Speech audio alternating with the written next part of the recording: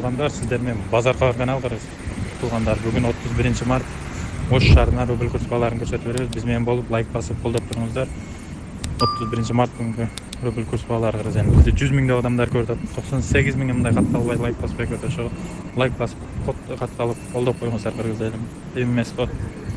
Биз болсо тартып баштадык. Кыргыз элим керемет банктары доллар 91 сатылыш 93 рубль 81 рубль 90 сатылышы 93 болду.